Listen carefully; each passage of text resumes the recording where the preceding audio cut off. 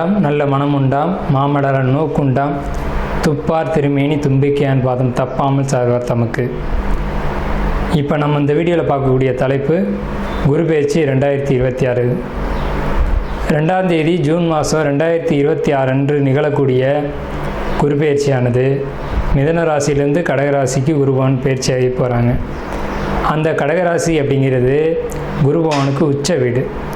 So அந்த உச்ச வீட்டுக்கு குருபவன் போகும்போது தன்னுடைய முழு வீச்சில் நன்மைகளை அனைத்து ராசிகளுக்குமே கொடுப்பார். அதில் குறிப்பிட்டு சொல்லணும் அப்படின்னா ரிஷபம், மிதுனம், கடகம், சிம்மம், துலாம், தனுசு, கும்பம், மீனம் இந்த 8 ராசிகளுக்கும் முழுமையான நற்பலன்களை அதிகப்படியாக கொடுத்துட்டு மற்ற ராசிகளை 4 ராசிகளை தீமைகளை கொடுக்க போகிறது இல்லை. ஆனால் இந்த ராசிகளுக்கு கொடுக்கக்கூடிய முழு சுப பலன்களை அவங்களுக்கு கொடுக்கறதுல கொஞ்சம் தாமதப்படும், அவ்வளோதான். குரு பகவான் இயற்கை முழு சுப கிரகம் அப்படின்னு பேர். குரு பகவானுடைய காரகத்துவம் அப்படின்னு பார்க்கும்போது ஒழுக்கம், நேர்மை, மெரிட்டாக நடந்துக்கிறது, இந்த மாதிரியான விஷயங்களுக்கெல்லாம் காரகத்துவம் வைக்கிறாங்க. அதனால் இவருக்கு பேர் தன புத்திரக்காரகன்னு பேர்.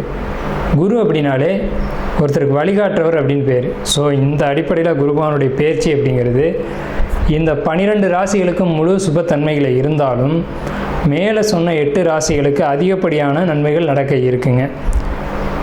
இந்த மீதி உள்ள 4 ராசிகளும் பரிகார ராசிகளை இங்கே எடுக்க வேண்டியதில்லை, ஏன்னா அதுக்கும் நல்ல பலன்களை தான் கொடுக்க போகிறாங்க.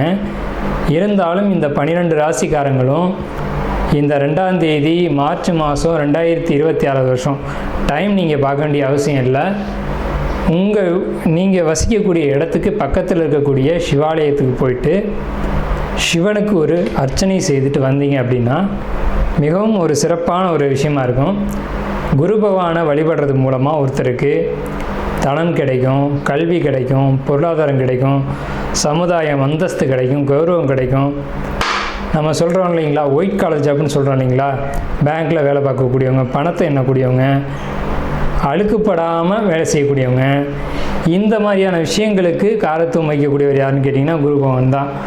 அதுலேயும் கடகராசியில் குரு வர்றது அப்படிங்கிறது கஜகேசரி யோகம்னு பேர்.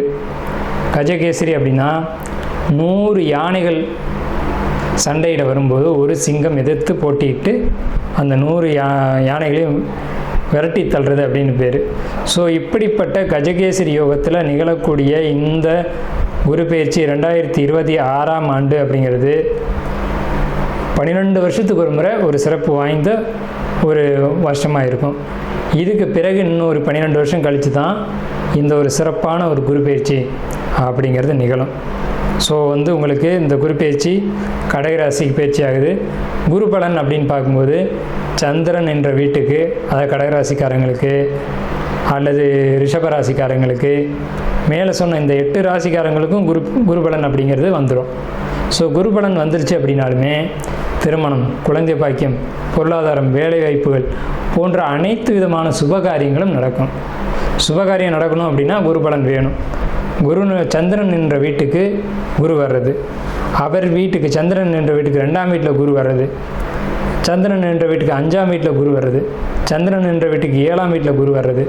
இப்போது மகர ராசிக்காரங்களுக்கு 7ல் குரு, இதுவே மீன ராசிக்காரங்களுக்கு 5ல் குரு, இப்படி 5, 7, 9, 11.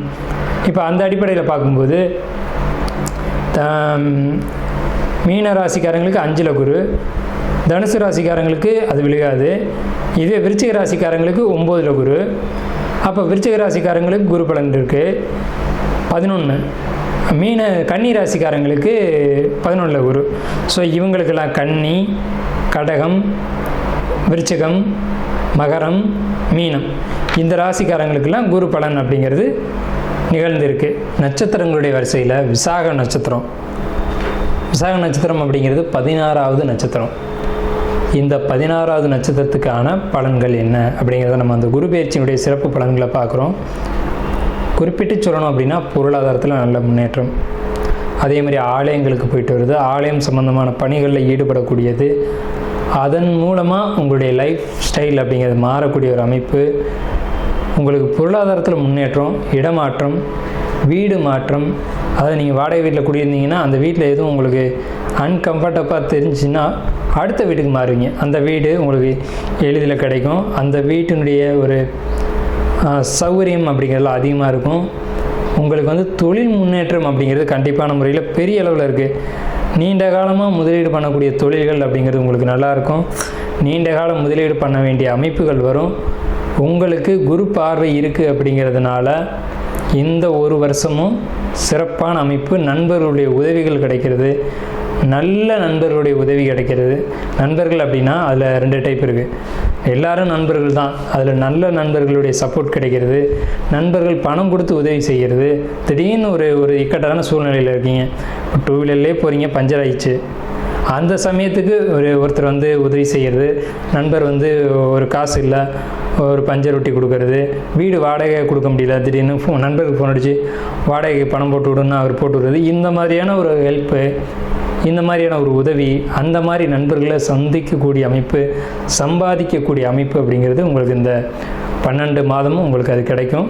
நல்ல நண்பர்கள் உங்களுக்கு கிடைப்பாங்க. அவங்க லைஃப் லாங் அவங்க வந்து உங்களை வந்து அனுசரித்து விட்டு கொடுத்து போவாங்க. ஸோ நீங்களும் அதுக்கேற்ற மாதிரியான ஒரு நல்ல ஒரு குணங்களோடு இருப்பீங்க.